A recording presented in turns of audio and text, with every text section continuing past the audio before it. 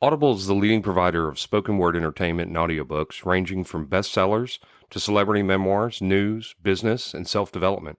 Every month, members get 1 credit to pick any title, plus 2 Audible originals from a monthly selection, and access to daily news digests from the New York Times, the Wall Street Journal, and the Washington Post, as well as guided meditation programs. Between a full-time job in IT and a full-time job in podcasting, it gets harder and harder to sit down and read the books I'm interested in. This is where Audible comes in. I can listen on my daily commute, relaxing, or while out running errands and still get in the books I've been wanting to get into. You can download titles and listen offline anytime, anywhere. The app is free and can be installed on all smartphones and tablets. Now you can try Audible risk-free with a special 30-day free trial by visiting audibletrial.com/nerdery and murdery. That's audibletrial.com/nerdery and murdery. Don't let your busy life get in the way of that great book you've been wanting to read. Go get your free trial of Audible today. This podcast is sponsored by BetterHelp. This is Geoffrey, and we've talked about many times before that I experience problems and struggles with my mental health, and really without a healthy mind, being truly happy and at peace is hard. The good news is therapy does work. It's helped for me, but what is therapy exactly? It's whatever you want it to be. Maybe you're not feeling motivated right now and would like some tools to help. Or maybe you're feeling insecure in relationships at work, or you're not dealing well with stress. Whatever you need, it's really time to stop being ashamed of normal human struggles, and it's time to start feeling better because you deserve to be happy. And now you don't have to worry about finding an in-person therapist near you to help. BetterHelp is a customized online therapy that offers video, phone, and even live chat sessions with your therapist, so you don't have to see anyone on camera if you don't want to. It's much more affordable than in-person therapy, and you can start communicating with your therapist in under 48 hours. So join the millions of people who are seeing what online therapy is really about. It's always a good time to invest in yourself because you are your greatest asset. And there's a special offer to Nerdery and Murdery listeners. You can get 10% off your first month of professional therapy at betterhelp.com/nerdery and murdery. That's betterhelp.com/nerdery and murdery. Thanks again to BetterHelp for sponsoring this podcast. Bill, could you rub some of this powder on my lips? No. Yes. No. Yes. No. Yes. Oh, I'm going to hate this episode.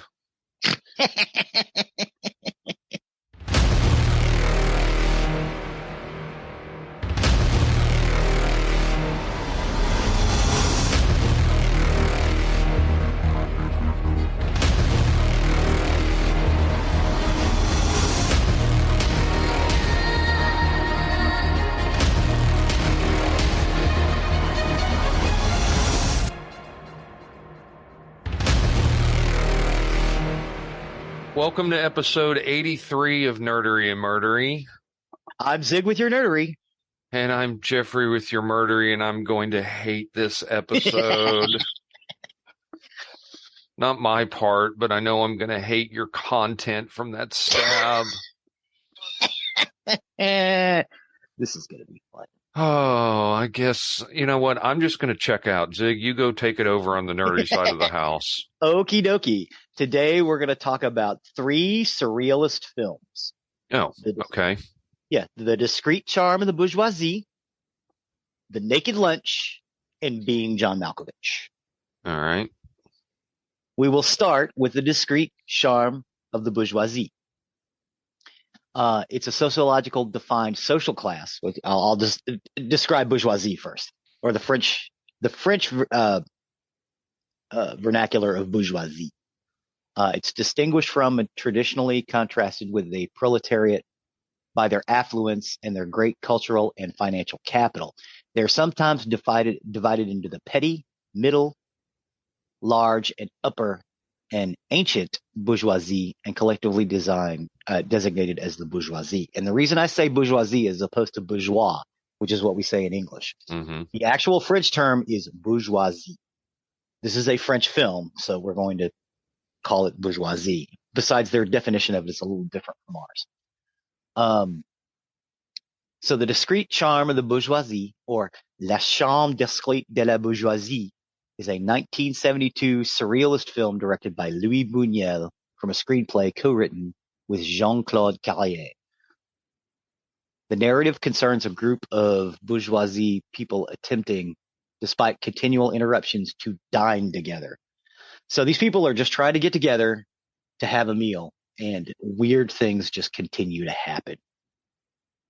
It stars the American actor Fernando Rey, Stephanie Audran, Jean-Pierre Cassel, Paul Franker, Delphine Seyrig, Bulle Ogier, Julien Berthal, and Milano Vukotic.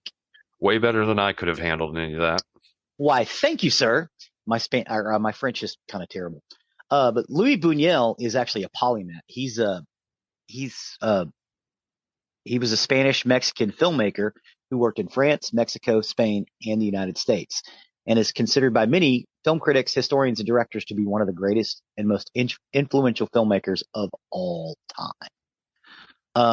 He lived from 1900 to 1983, so he died when he was 83 years old. This is one of his last films. The film consists of severally thematically linked scenes, 5 gatherings of a group of upper middle class friends, say, and 4 dreams of different characters. So the beginning of the film focuses on the gatherings, while the later part focuses on the dreams. But both types of scenes are intertwined. There are also scenes involving other characters, such as 2 involving a Latin American female terrorist from the fictional Republic of Miranda. The film's world is not logical. The bizarre events are accepted by the characters, even if they are impossible or contradictory. Buñuel plays tricks with his camera, luring them towards fine dinners and that they expect, and then repeatedly frustrating them in other ways. So basically how this film plays out. This large group of friends is getting together to have this wonderful meal, and every time they sit down, before they can take a bite, something bizarre happens. Either one will go into a dream that affects all of them, like they're imagining something and it ends up affecting them all. There's this one scene where they're sitting down and they're finally getting to sit down and eat this meal, and behind them is some curtains. It's like a glass wall with a sliding glass door. The curtains open, and instead of it being that glass wall and that glass door, there's an audience, like they're on a stage. Weird. And then there's a guy, the little old theatrical cubby holes that were underneath the stage where you could pop up, but they couldn't see, the audience couldn't see you because there was like a shell over it. He was trying to have them speak their lines. Yeah. There wasn't actually a play. They just happened to be in one, but you're never really sure if it's someone imagining it or if it really happens.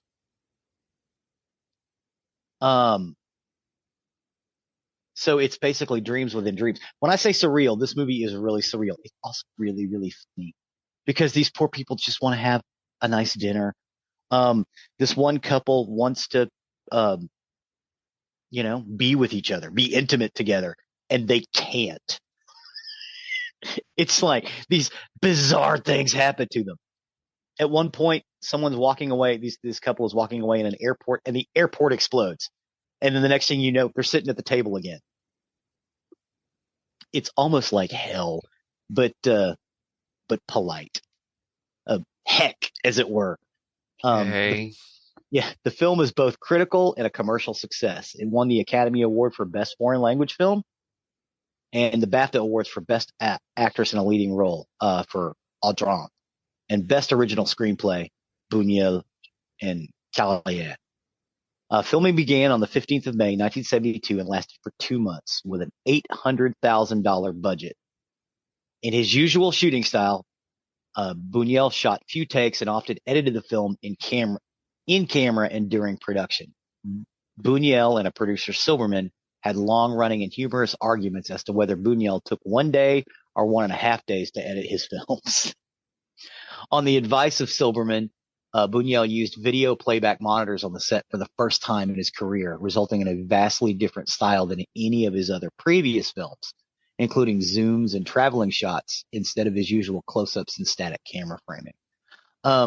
I think the action of him using the cameras and monitors, the video cameras and monitors, where he could actually see what was going on from different angles, allowed him to tell a better story. I don't think he could have made this film without that.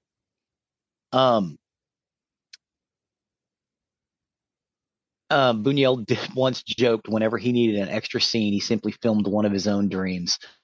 The discreet charm of the bourgeoisie includes three of Buñuel's recurring dreams: a dream of being on stage and forgetting his lines, a dream of meeting his dead cousin in the street and following him into a house full of cobwebs, and a dream of walking up to see his dead parents staring at him.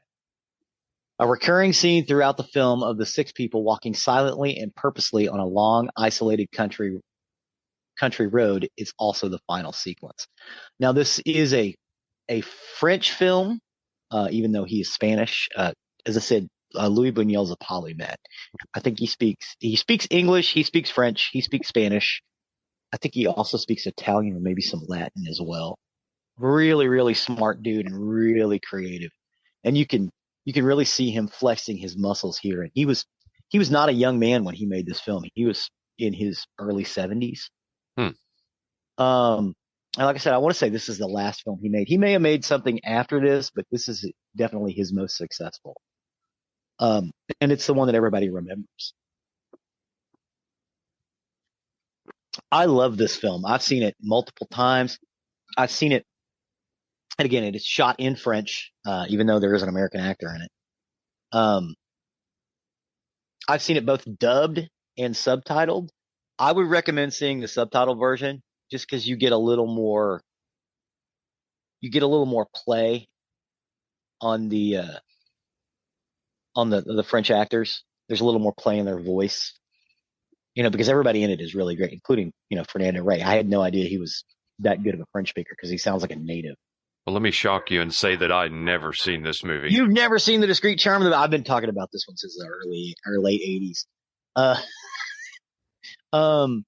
It is phenomenal. It is so good. It has a very haute couture early 1970s feel to it. Like it's the nicest house you would ever see in the early 70s. And their outfits are the nicest outfits you would ever see in the early 70s. And then all these crazy, crazy things that happen. The scene where they're eating and the curtains open up and they're on a stage is hysterical because they just look at each other like, what, and then the guy's like, say your line. It's this. And then they say their line. And then they go to start eating soup. No, never seen it. You're not helping me to want to see it. No, man, you should really see it. This was pretty good. It's a little weird. Well, I'll say a little weird. It's a lot weird, but it's funny like the old Pink Panther is funny. You know what I mean? You know how like he'll go into his apartment and then his trainer will come out and attack him. It's like that. I didn't like the Pink Panther movies. Oh, you didn't? No, those were just not ones that I really enjoyed either. So no, this one's not going to go into my playlist. This is not going to go in your playlist? Okay. No. Well, let's talk about the next film on the list, which I'm pretty sure is also not in your playlist. Guarantee it's not. It is The Naked Lunch. So let me give you some background. I thought this movie was brilliant, and I had seen it several times. I had a couple of other friends who thought this movie was just brilliant and seen it several times. And we tried to get Geoffrey and Donald and some of our other friends to watch this movie. Geoffrey sat down and watched it. He was like, what the hell is this? Hated this movie. Hated it. Tried reading the book too. Hated it. Naked Lunch is a 1991 surreal science fiction drama written and directed by David Cronenberg. It stars Peter Weller, Judy Davis, Ian Holm, and Roy Scheider. It is an adaptation of William S. Burroughs' novel of the same name and an international co-production of Canada, Britain, and Japan. The film was released on the 27th of December 1991 in the United States by 20th Century Fox, and the 24th of April 1992 in the United Kingdom by First Independent Films. It received positive reviews from critics, but was a box office flop, I can garnering only understand why. garnering only 2.6 million out of the 17 to 18 million dollar budget due to a limited release. It won numerous honors, including the National Society of Film Critics Award for Best Director and 7 Genie Awards, notably Best Motion Picture. Naked Lunch has since become a cult film and acclaimed for its surrealistic visual and thematic elements. The Naked Lunch is about William S. Burroughs. It is semi-autobiographical. William S. Burroughs, born February 5th, 1914 to August 2nd, 1997, was an American writer and visual artist, widely considered a primary figure of the Beat generation and a major postmodern author who influenced popular culture and literature. Burroughs wrote 18 novels and novellas, 6 collections of short stories, and 4 collections of essays, and 5 books have been published of his interviews and correspondences. He was initially briefly known by the pen name of William Lee, which is the character in Naked Lunch, Will Lee. He also collaborated on projects and recordings with numerous performers and musicians. He made many appearances in films and created and exhibited thousands of visual artworks, including his celebrated shotgun art. Burroughs was born into a wealthy family in St. Louis, Missouri. He was grandson of inventor William Stewart Burroughs, who founded the Burroughs Corporation, and a nephew of public relations manager Ivy Lee, which is where he gets the nom de pen Will Lee. Burroughs attended Harvard University, studied English, studied anthropology and postgraduate, and attended medical school in Vienna. In 1942, Burroughs enlisted in the U.S. Army to serve during World War II. After being turned down by the Office of Strategic Services in the Navy, he developed a heroin addiction that affected him for the rest of his life. Initially beginning with morphine, in 1943, while living in New York City, he befriended Allen Ginsberg and Jack Kerouac. Allen Ginsberg and Jack Kerouac are both in The Naked Lunch. They're his friends that live next door to him or maybe downstairs. Anyway, they live in the same building as him and his wife in the movie. They were defining influences on the 1960s counterculture movement. Burroughs found success with his confessional first novel, Junkie, but is perhaps best known for his third novel, Naked Lunch. Naked Lunch became the subject of one of the last major literary censorship cases in the United States after the U.S. publisher Grove Press was sued for violating a Massachusetts obscenity statute. Burroughs killed his second wife, Joan Vollmer, in 1951 in Mexico City. Really? Yes. Burroughs initially claimed that he shot Vollmer while drunkenly attempting a William Tell stunt. He later told investigators that he had been showing his pistol to a friend when it fell and hit the table, firing a bullet that killed Vollmer. After Burroughs returned to the United States, he was convicted of manslaughter and absentia and received a 2-year suspended sentence. Because it happened in Mexico, they didn't pick him up in the U.S. While heavily experimental in featuring unreliable narrations, much of Burroughs' work is semi-autobiographical, including the death of his first wife, Joan.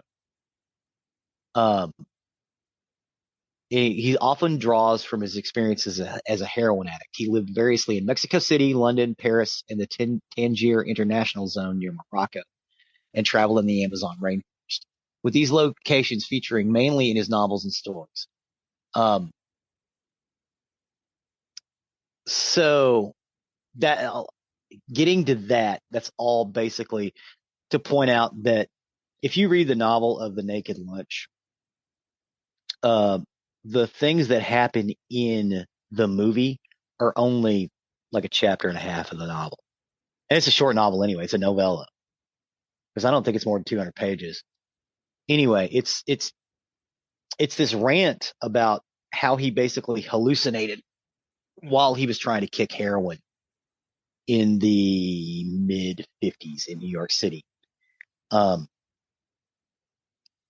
It's based on the novel, the film is, and also on the fiction other fiction by him, and autobiographical account of his life. Cronenberg said it was necessary to throw the book away, as a direct adaptation would have been far too expensive and would be banned in every country in the world. Probably should have been banned anyway. The shooting of Joan Lee is based on the 1951 death of, again, Joan Vollmer, Burroughs' common-law wife. Burroughs shot and killed Vollmer in a drunken game of William Tell at a party in Mexico City. He would later flee to the United States. Burroughs said that Joan's death was the starting point of his literary career, saying, "I am forced to the appalling conclusion that I would never have become a writer but for Joan's death." So Cronenberg is a Canadian film director and screenwriter and actor. He is one of the potential originators of what is commonly known as the body horror genre, which is why this film was right in Cronenberg's wheelhouse. He's exploring things through sci-fi horror films such as Shivers, Scanners, Videodrome, The Fly, as well as The Naked Lunch. He's also won several awards for the film Crash. And from the 2000s to the 2020s, Cronenberg collaborated on several films with Viggo Mortensen, including A History of Violence, Eastern Promises, A Dangerous Method, and Crimes of the Future. 6 of his films were selected to compete in the Palme d'Or, the most recent being Crimes of the Future, which was screened at the 2022 Cannes Film Festival. He is also in Star Trek. Oh my God. The new Star Trek Discovery. He's also in Star Trek Discovery as a like a scientist. Oh. Yeah, he's a recurring character. He's really good in that too. He wears these glasses, even though he's in Star Trek. Like, he doesn't need the glasses, he just wears them. But yeah, anytime they go to talk to that scientist in the future, that's David Cronenberg. So the story, as much as I can break it down without giving too much away, doesn't make a lot of sense. It is the story of someone who is trying to come down off of heroin without taking methadone. So there's a lot of hallucinations involved in the story, so you're not really sure what's going on. There is a scene in the film where he comes out of it and meets his friends at the subway station after 3 days.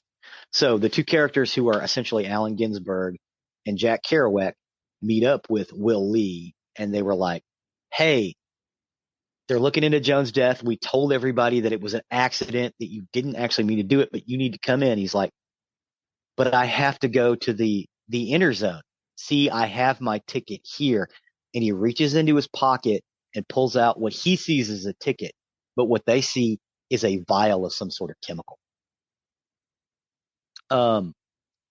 So having said that, that is the only part of the film that is actually happening in real time. Everything else is partially a hallucination.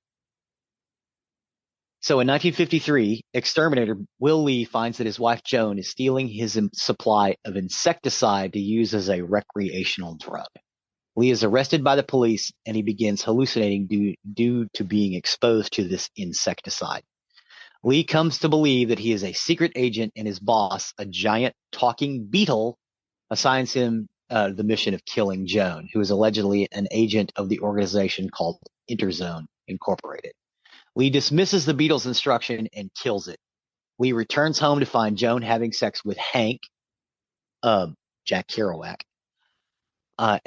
one of his writer friends. Shortly afterwards, he accidentally kills her while attempting to shoot a drinking glass off the top of her head to emulate William Tell.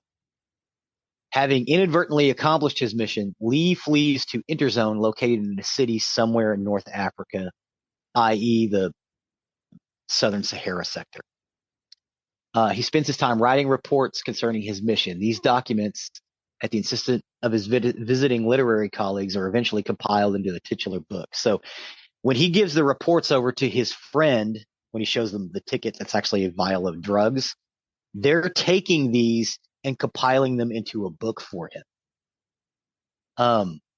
While Lee is addicted to assorted mind-altering substances, his replacement typewriter, Clark Nova, becomes a talking insect which tells him to find Dr. Benway by seducing Joan Frost, who is a doppelganger of his wife. After Lee steals his typewriter, which is then destroyed by the Clark Nova insect, Lee also encounters Eve Cloquet, who is apparently an attractive young gay Swiss gentleman. However, Lee later discovers that Eve is merely disguised as a human, and his true form is a huge, monstrous, shape-shifting centipede. After concluding that Dr. Benway is actually secretly masterminding a narcotics operation for a drug called black meat, which is supposedly derived from the guts of the giant Brazilian centipedes, Lee encounters Tom's housekeeping Fidela, previously observed to be a giant agent of the narcotics operation. Fidela reveals herself as Dr. Benway in disguise after being recruited as a double agent for the black meat operation. Lee completes his reports and flees Interzone to Annexia with Joan Frost. Stopping at the Annexia border patrol and instructed to prove that he is a writer, as he claims, Lee produces a pen. When this proves insufficient for passage, Lee, now having realized that accidentally murdering his wife had driven him to become a writer, demonstrates his William Tell routine using a glass atop Joan Frost's head. He again misses, and thus reenacting the earlier killing of his wife. The border guards cheerfully bid him welcome to Annexia and his new life as a writer. Lee is shown shedding a tear at the bittersweet accomplishment. That, in a nutshell, is the Naked Lunch film. Yay. I found that description. I believe it's on IMDb. That is the best description that I could find, so I was going to read it word for word. What that description doesn't tell you is about the mugwumps, about everybody is double-crossing each other, and how none of this is real. You don't know where the actual narration of the story goes. I can tell you that the one scene that David Cronenberg put in that film that is actually in real life is the 5-minute scene at the train station. And when Kerouac is reading his work, or the character of Hank is reading his work, it's actually Kerouac's. And when the other character, I think Jim, is reading his works, it's actually that of Allen Ginsberg. I think this film is brilliant. It's dark, it's dirty. All I can do is shake my head no. Nancy Davis gave a stellar performance in this film. You have to admit, Roy Scheider, Nancy Davis, Peter Weller, everybody gave a tour de force performance in this film. There's not a bad acting job in this movie.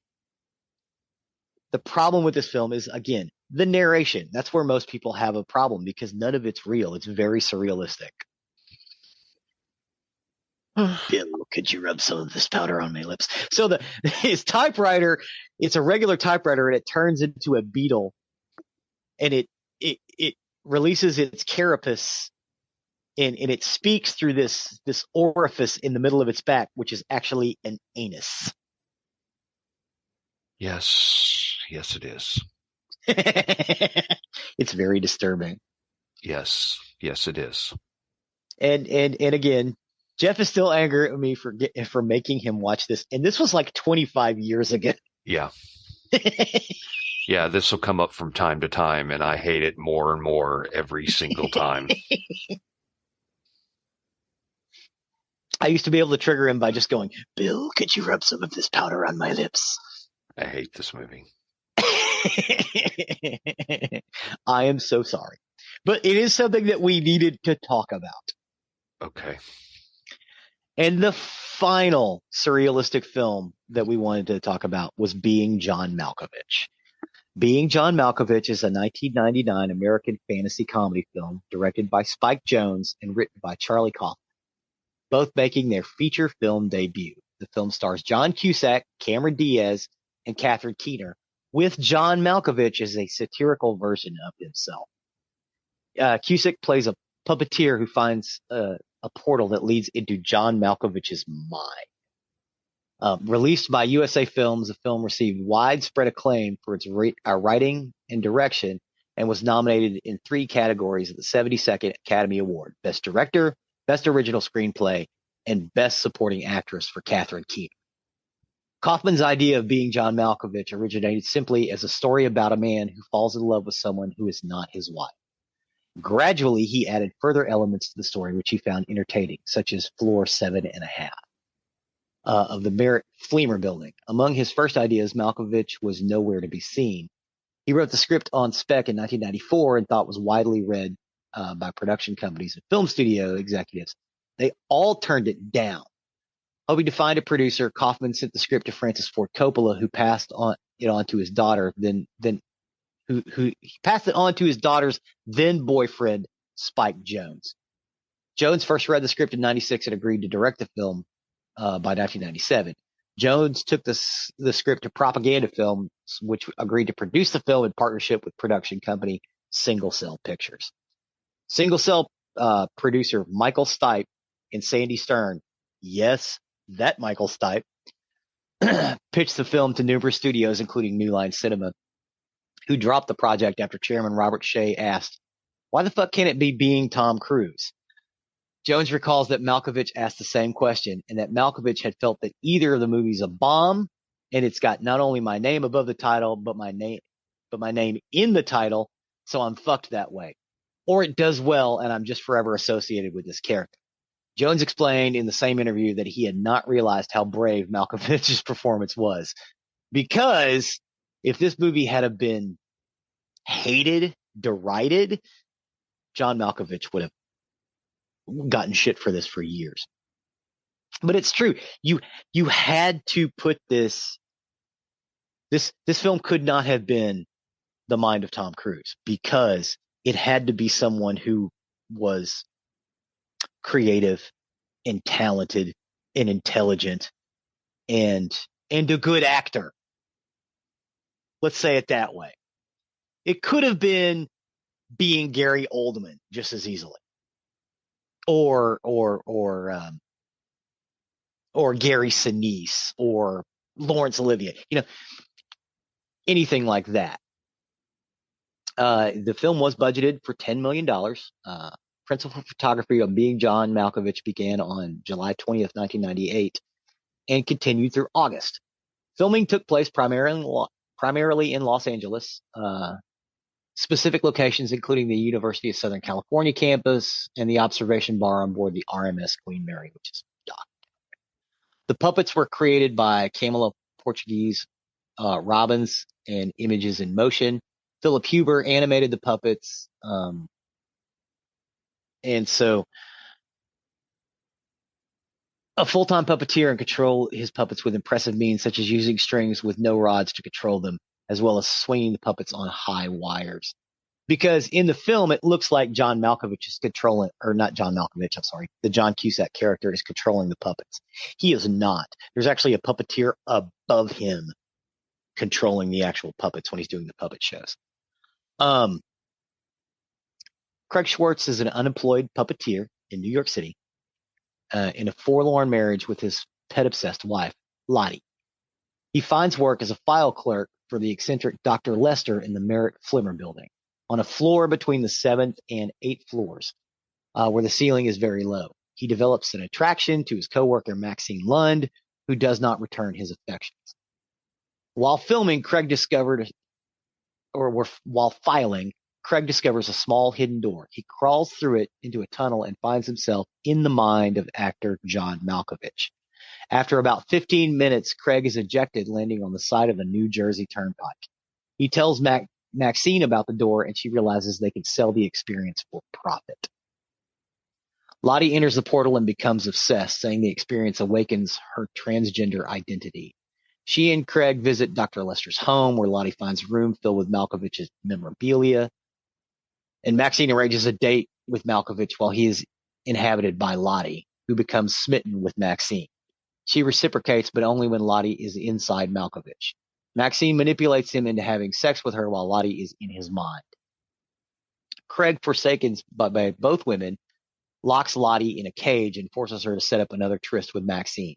He inhabits Malkovich instead and discovers that his puppeteering skills allow him some control over Malkovich. Like because he's a puppet or a puppeteer, he can stay in the body longer than the 15 minutes. So when they get ejected miles away from the building. So you get 15 minutes and then you get ejected miles away, and then you have to go back to the building, get up to the 7.5 floor, which is hard to get to, and then go in through the door, and you can get back in John Malkovich's mind as well. Disturbed by his loss of control, Malkovich confides in his friend Charlie Sheen and becomes suspicious of Maxine. He follows her to the office where she and Craig charge customers to use the portal, entering it. Malkovich finds himself in a world where everyone looks like him and says only Malkovich. So when he goes in, because he's going in through his own mind, he goes into like a lower level where everybody has his face, and the only thing anybody can say is Malkovich, Malkovich, Malkovich, which freaks him out. Freaked me out. Yeah. And toward the end, eventually, they get Craig out of Malkovich, and Lottie and Maxine end up running off together and having a wonderful life.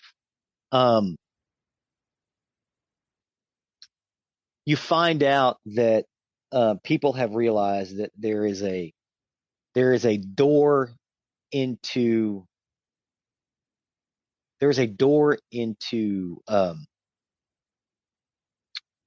eternal youth through this one family.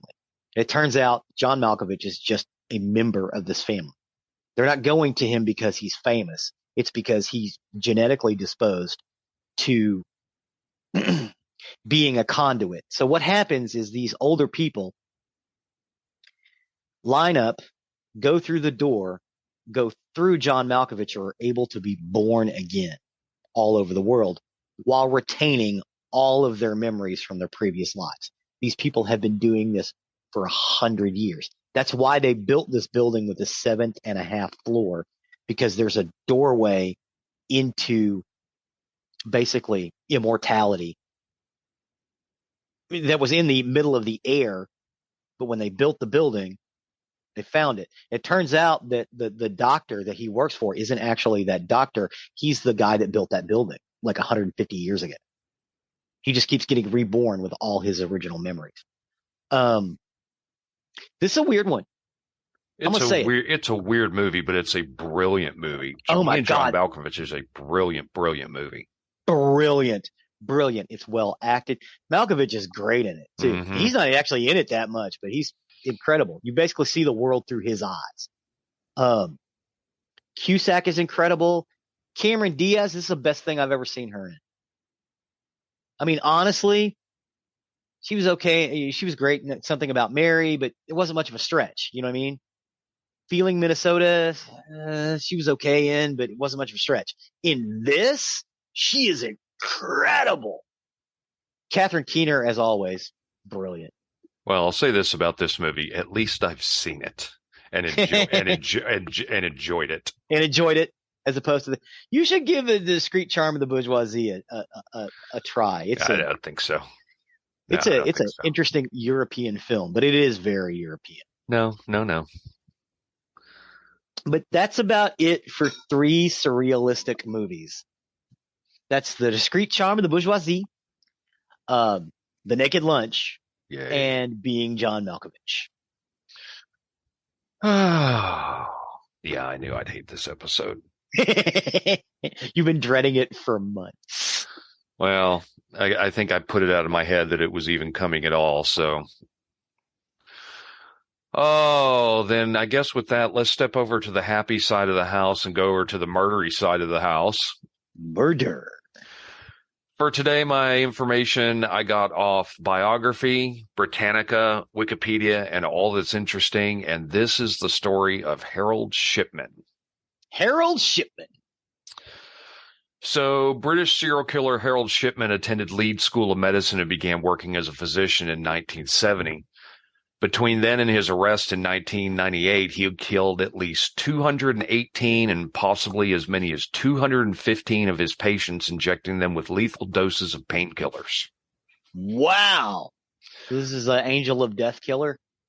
No, he's no angel. Oh, and he did this for almost 20 years, it sounds like. Yeah. Doctors are supposed to give people support when they're at their most vulnerable, but Dr. Harold Shipman used his position as an advantage to take advantage of his patients. And in a very cruel, ironic twist, he became one of the most prolific serial killers in English history. Wow. Exploiting their trust, Shipman would first diagnose his patient with illnesses they didn't have and then injected them with lethal doses of diamorphine. The Shipman Inquiry, which was a 2-year-long investigation of all the deaths certified by Shipman, chaired by Dame Janet Smith, examined Shipman's crimes. The inquiry identified 218 victims and estimated his total victim count at 250, about 80% of whom were elderly women. Shipman's youngest confirmed victim was a 41-year-old man, although suspicion arose that he had killed patients as young as 4 years old. Oh. Shipman is the only British doctor to date to have been convicted of murdering his patients, although other doctors have been acquitted of similar crimes or convicted of lesser charges. Born the middle child into a working-class family on January 14, 1946, Harold Frederick Shipman, known as Fred, was the favorite child of his domineering mother, Vera. She instilled in him an early sense of superiority that tainted most of his later relationships, leaving him an isolated adolescent with very few friends. He was a promising student throughout school, and he excelled in sports, particularly rugby. When his mother was diagnosed with terminal lung cancer, he willingly oversaw her care as she declined, fascinated by the positive effects that the administration of morphine had on her suffering, until she succumbed to the disease on June 21, 1963. Experts would later speculate that this was the moment that inspired his sadistic killing spree and modus operandi. Devastated by her death, he was determined to go to medical school, and he was admitted to Leeds University Medical School for training 2 years later, having failed his entrance exams the first time before serving his hospital internship. Still a loner, he met his future wife Primrose at the age of 19, and they were married when she was 17 and 5 months pregnant with their first child. By 1974, he was a father of 2 and had joined a medical practice in Todmorden, Yorkshire, where he initially thrived as a family practitioner before allegedly becoming addicted to the painkiller pethidine.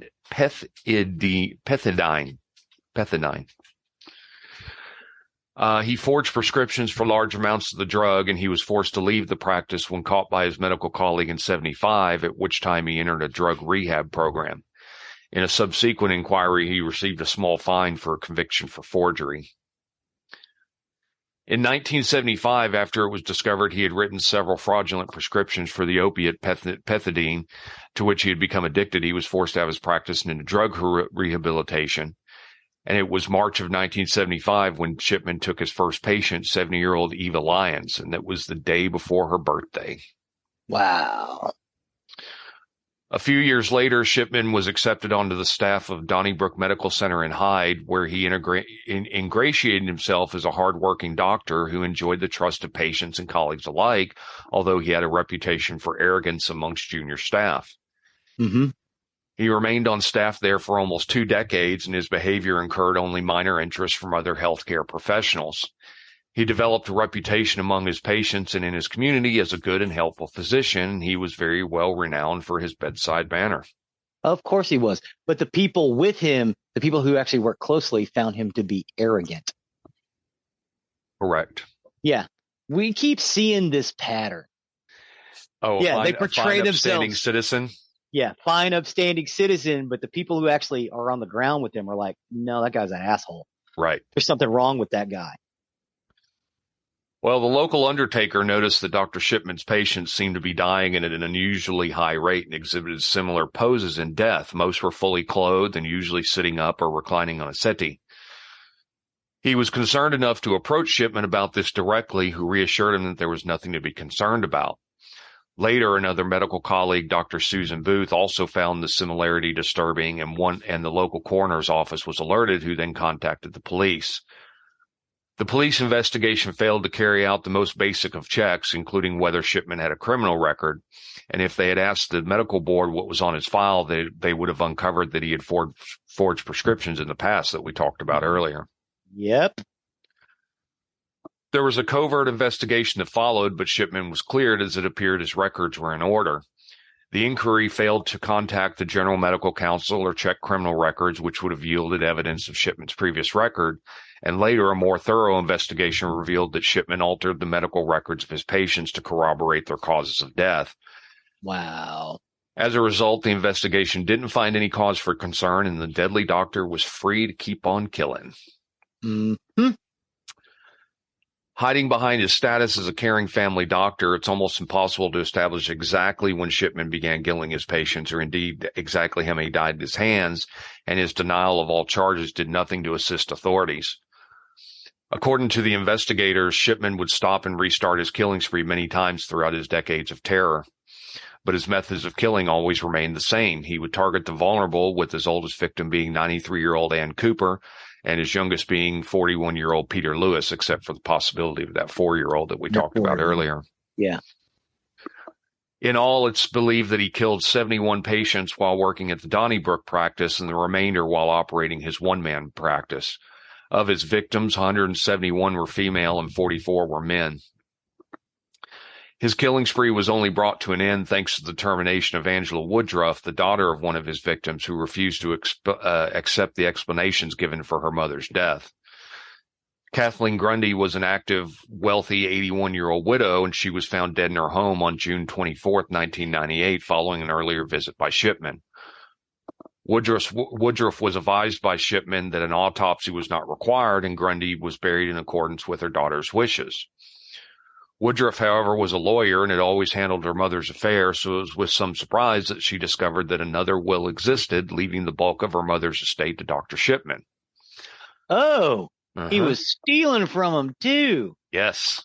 Mm-hmm. Woodruff was convinced the document was a forgery and that Shipman had murdered her mother, forging the will to benefit from her death. She alerted the local police, where Detective Superintendent Bernard Postles quickly came to the same conclusion upon examination of the evidence. Grundy's body was exhumed, and a post-mortem revealed that she had died of a morphine overdose administered within 3 hours of her death, precisely within the time frame of Shipman's visit to her. Shipman's home was raided, yielding medical records and an odd collection of jewelry and an old typewriter, which proved to be the instrument upon which Grundy forged will had been produced. It was immediately apparent to the police from the medical records seized that the case would extend further than the death in question, and priority was given to those deaths it would have been most productive to investigate, namely victims who had not been cremated and who had died following a home visit by Shipman were given the priority. Shipman had urged families to create their relatives in a large number of cases, stressing that no further investigation of their death was necessary, even in instances where these relatives had died of causes previously unknown to the families. In situations where they did raise questions, Shipman would provide computerized medical notes that corroborated his cause of death pronouncements. Police later established that Shipman would, in most cases, alter these medical notes directly after killing the patient to ensure that his account matched with the historical records. When Shipman failed to grasp, what Shipman failed to grasp was that each alteration of the records would be timestamped by the computer, enabling police to ascertain exactly which records had been altered. Yes. Following extensive investigations, which included numerous exhumations and autopsies, the police charged Shipman with 15 individual counts of murder on September 7, 1998, as well as 1 count of forgery. Shipman's trial commenced in Preston Crown Court on October 5, 1999. Attempts by his defense counsel to have Shipman tried in 3 separate phases, i.e. cases with physical evidence, cases without, and the Grundy case, where the forgery differentiated from other cases, as well as to have damning evidence related to Shipman's fraudulent accumulation of morphine and other drugs, were thrown out, and the trial proceeded on the 16 charges included in the indictment. The prosecution asserted that Shipman had killed the 15 patients because he enjoyed exercising control over life and death, and dismissed any claims that he had been acting compassionately, as none of the victims were suffering a terminal illness. Woodruff appeared as the first witness. Her forthright manner and account of the unremitting determination to get the truth impressed the jury, and attempts by Shipman's defense to undermine her were largely unsuccessful. Next, the government pathologist led the court through the gruesome postmortem findings, where the morphine toxicity was the cause of death in most instances. Thereafter, fingerprint analysis of the forged will showed that Grundy had never handled the will, and her signature was dismissed by a handwriting expert as a crude forgery. A police computer analyst then testified how Shipman had altered his computer records to create symptoms that his dead patients never had, in most cases within hours of their death. As the trial progressed onto the victims of the accounts of their relatives, the pattern of Shipman's behavior became much clearer. A lack of compassion, disregard for the wishes of attending relatives, and reluctance to attempt to revive patients were bad enough, but another fraud also came to light. He would pretend to call the emergency services in the presence of relatives, and then cancel the call out when the patient was discovered to be dead. Telephone records later showed that no calls were actually made. Finally, evidence of his drug hoarding was introduced, with false prescribing to patients who didn't require morphine, over-prescribing to others who did, as well as proof of his visits to the homes of the recently deceased to collect up unused drug supplies for disposal. Shipman's haughty demeanor throughout the trial did nothing to assist his defense in painting a picture of a dedicated healthcare professional, and despite their attempts, his arrogance and constantly changing stories when caught out in obvious lies did nothing to endear him to the jury. Following a meticulous summation by the judge and a caution to the jury that no one had actually witnessed Shipman kill any of his patients, the jury was sufficiently convinced by the testimony and evidence presented, and unanimously found Shipman guilty on all charges, 15 counts of murder and 1 forgery, on the afternoon of January 31st, 2000. The judge passed 15 life sentences as well as a 4-year sentence for forgery, so 15 life sentences plus 4 years. Plus 4. Yeah. He ain't getting out. No, he commuted it to a whole life sentence, effectively removing any possibility of parole, and Shipman was incarcerated at Durham Prison. The fact that a doctor had killed 15 patients sent a shudder through the medical community, but this was to prove insignificant in light of further investigations which delved more deeply into his patient case list history. A clinical audit conducted by Professor Richard Baker of the University of Leicester examined the number of pattern of deaths of Shipman's practice and compared them with those of other practitioners. It found that the rates of death amongst his elderly patients were significantly higher, clustered at certain times a day when Shipman was in attendance, with a disproportionately high number of cases. The audit goes on to estimate that he may have been responsible for the deaths of at least 236 patients over a 24-year period. Wow. Separately, an inquiry commission chaired by High Court Judge Dame Janet Smith examined the records of 500 patients who died while in Shipman's care, and the 2,000-page report concluded it was likely he had murdered at least 218 of his patients, although this number was offered by Dame Janet as an estimation rather than a precise calculation, as certain cases presented insufficient evidence to allow for certainty. So they know it's 215, but they're thinking it's as high as 236. 218, but I think as high as 250, I think is what they said. Okay. All right. I got you. I'm with you. Wow.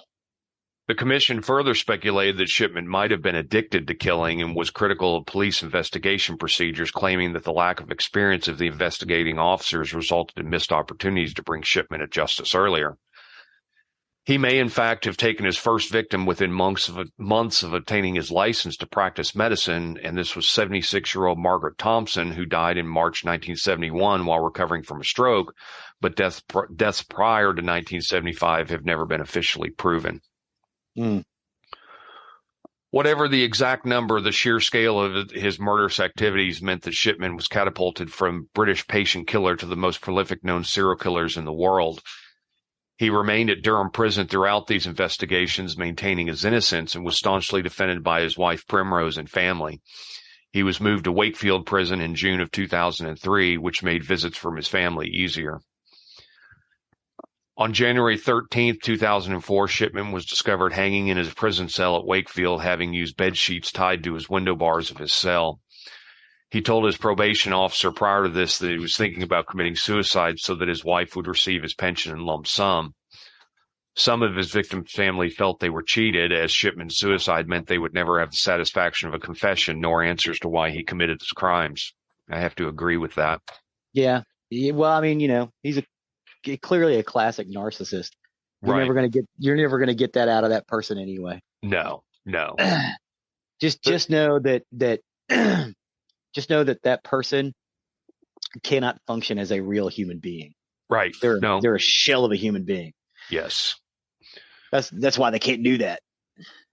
There was a government inquiry that was ordered to determine how many more patients Shipman may have murdered. In 2005, an official report found that he had killed an estimated 250 people beginning in 1971, as we said earlier. In most cases, Shipman injected the victim with a lethal dose of the painkiller diamorphine and then signed a death certificate attributing the incident to natural causes. His motives were unclear. Some speculated that Shipman may have been seeking to avenge the death of his mother, while others suggested that he thought he was practicing euthanasia, removing from the population older people who might otherwise become a burden to the healthcare system. Wow.